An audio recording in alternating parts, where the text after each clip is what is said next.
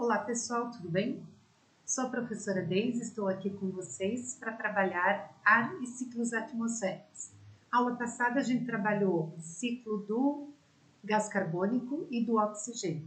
Hoje nós vamos trabalhar mais especificamente o ciclo do nitrogênio e da água e falar um pouquinho da poluição da água. Para isso eu gostaria que vocês pegassem o livro didático de vocês, caderno, lápis ou caneta, caso queiram fazer algum tipo de anotação. Tudo bem? Vamos lá então? Preparados? Vem comigo então. Primeira coisa, falando aqui do nitrogênio, né? Como nós já vimos na aula passada, a composição do ar atmosférico ela é composta por 78% de nitrogênio, que é o gás nitrogênio, 21% de oxigênio e 1% de dióxido de carbono, vapor de água e gases raros. O nitrogênio, como ele está no ar atmosférico, ele faz parte do ar atmosférico, ele, no nosso organismo, ele não é absorvido na forma gasosa. Ele precisa ser absorvido de uma outra forma.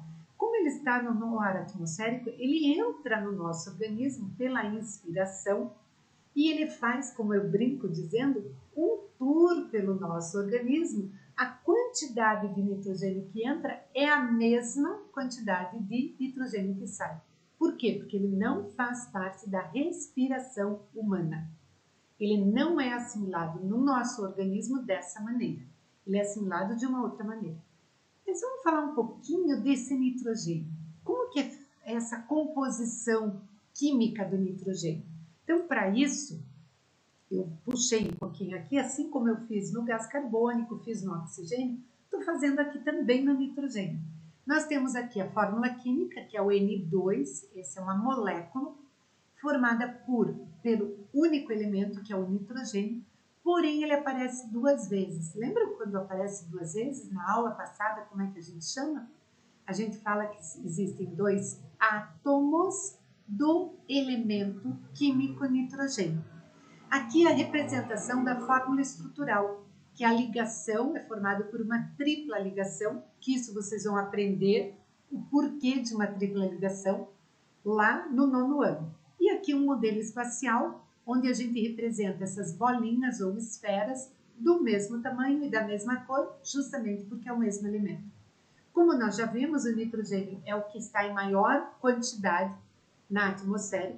Ele é fundamental para o crescimento de plantas e animais.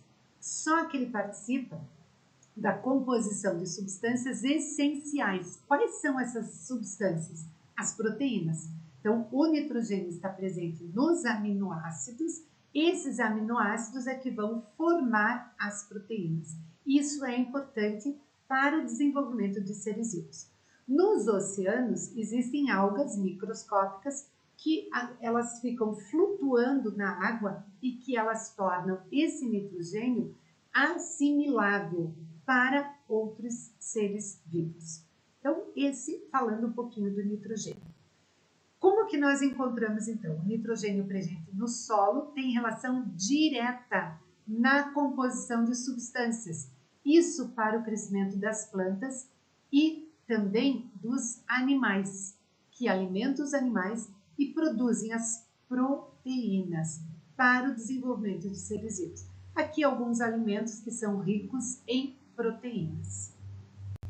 Agora sim, ciclo do nitrogênio. O que eu vou pedir aqui? Essa imagem está lá no material de apoio de vocês. O que eu vou pedir? Para que vocês, nesse momento, abram esse material de apoio, vocês vão perceber que existem lá embaixo vários retângulos com algumas coisas escritas. Vocês vão pausar essa aula nesse momento, vão pegar esse material, vão recortar esses retângulos e depois vão preencher esses quadradinhos. Aí, quando vocês estiverem com o quadradinho preenchido, vocês dão um play novamente na aula. Combinamos isso? Então, agora é o momento que vocês pausam a aula e aí a gente já, em seguida, vocês dão o play depois que estiverem com esse material pronto.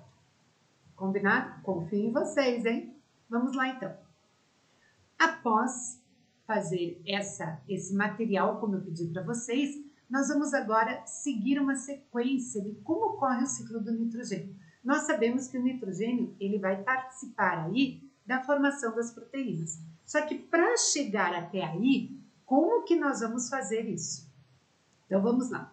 Primeiro aqui, os relâmpagos fixam o nitrogênio que está aqui na atmosfera. Eles fixam o nitrogênio que se combina com a água da chuva e é absorvido pelo solo. Então, a água da chuva cai, o relâmpago acaba auxiliando a fixação desse nitrogênio que se combinou com a água da chuva. Aqui é um momento que a gente fala dos animais, né? Então, aqui, o nitrogênio é absorvido pelos animais quando estes se alimentam de plantas ou de outros animais. A vaca, por exemplo, ela se alimenta do capim. O capim tem o nitrogênio, que é importante. Nós, quando vamos nos alimentar da carne proveniente desse animal, nós vamos estar absorvendo ali a proteína, certo? Então, isso é importante. Esse é o ciclo que vai sendo formado. Nessa outra parte aqui, existem micro-organismos que liberam compostos ricos em nitrogênio por meio da decomposição de plantas e animais. Por meio dessa decomposição, existem micro-organismos, são microbactérias, existe um grupo de bactérias para cada tipo, e essas bactérias, elas acabam liberando compostos ricos em nitrogênios quando existem aí a decomposição de animais e plantas que vão morrendo. Essas substâncias se misturam com a água do solo. Algumas bactérias também do solo liberam também nitrogênio para a atmosfera. Nesse espaço existem outros tipos de bactérias. Lembra que eu falei que tem vários grupos de bactérias? Existem outras bactérias no solo que transformam os compostos nitrogenados. Nós temos no solo, nós temos a amônia. A amônia é um composto tóxico e que não vai ser reabsorvido pela planta. Ela não pode, ela é tóxica. Então, existe um grupo de bactérias que vai fazer com que essa amônia seja transformado em nitrito, que é o NO2, e esse nitrito também ele é tóxico. Esse nitrito, um outro grupo de bactérias, vai transformar em nitrato. O nitrato, sim, pode ser absorvido. Só que a gente tem que cuidar também com essa quantidade de nitrato que vai existir no solo, para que não contamine a água. Aí, sim. Ai, desculpa, pessoal. Aí existe o outro retângulo. O excesso de nitrato pode dissolver e remover os constituintes do solo e reduzir a qualidade das águas subterrâneas.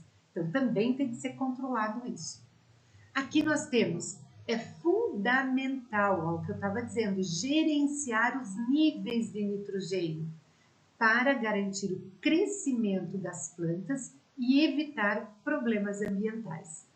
Aqui, as plantas utilizam os compostos nitrogenados para produzir suas próprias moléculas, assim elas podem crescer e desenvolver.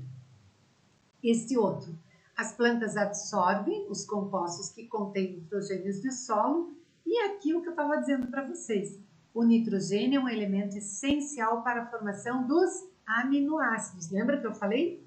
Que formam o quê? As proteínas. E com isso sempre tem lá o ciclo. Essas plantas acabam morrendo, vão se decompondo e aí começa de novo o ciclo que nós temos aqui.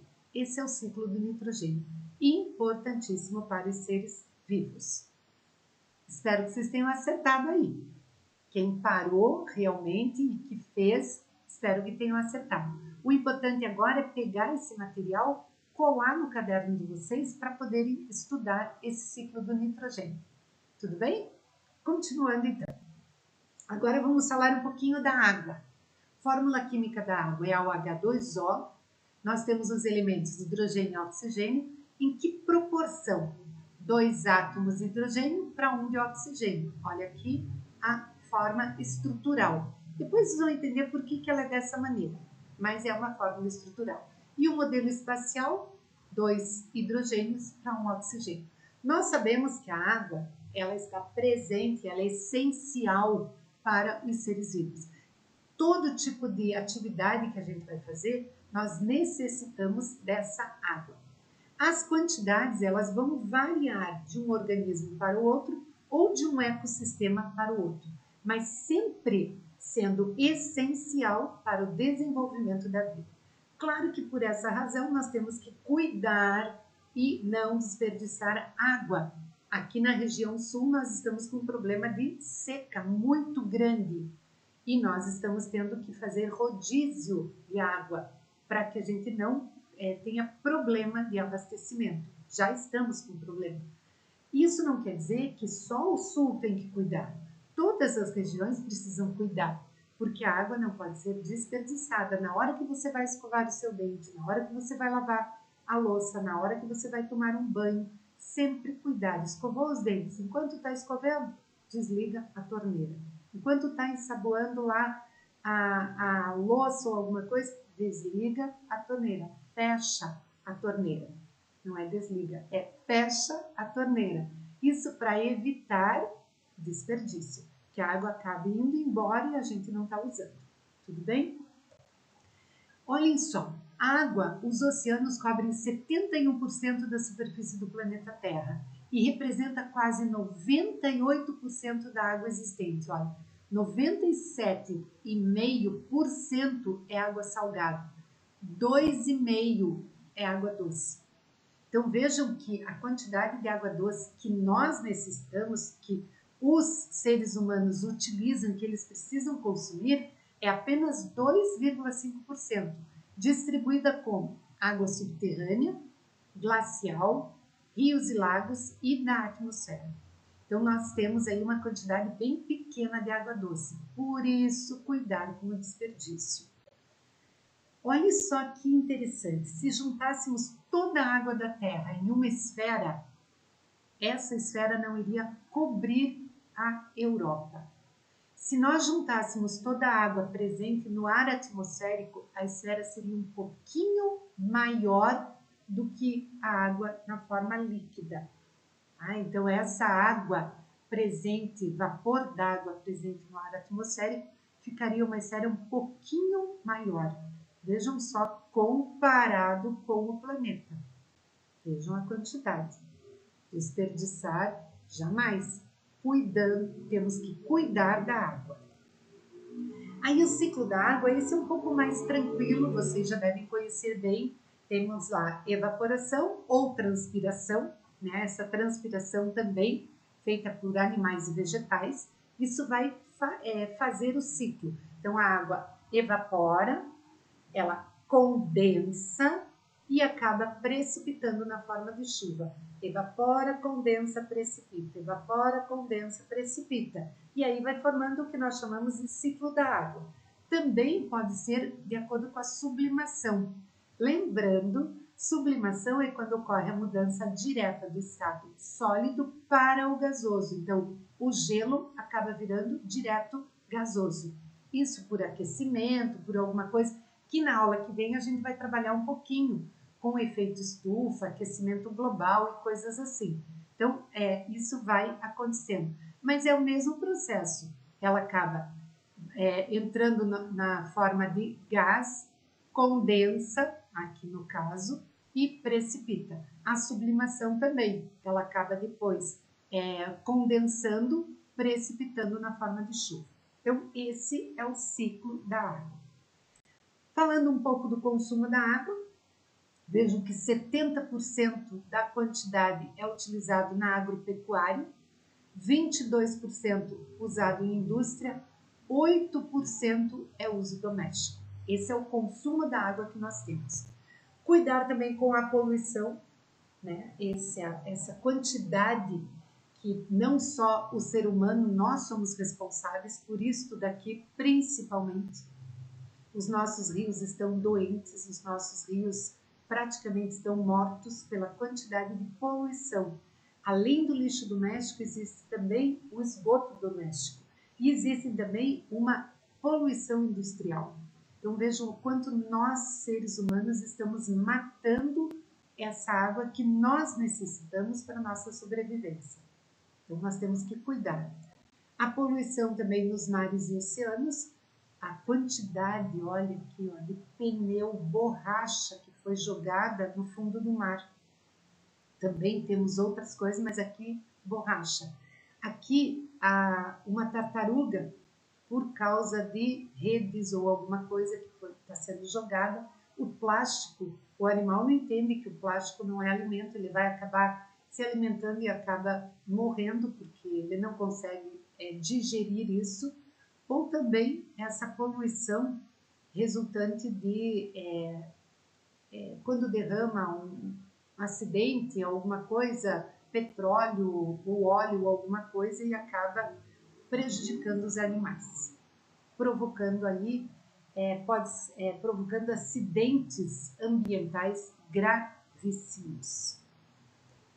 Então era isso, agora é com vocês, página 31, exercício 4, e num outro momento eu volto com essa correção. Obrigada pela atenção de vocês, até uma próxima aula, beijo, me liga, fui!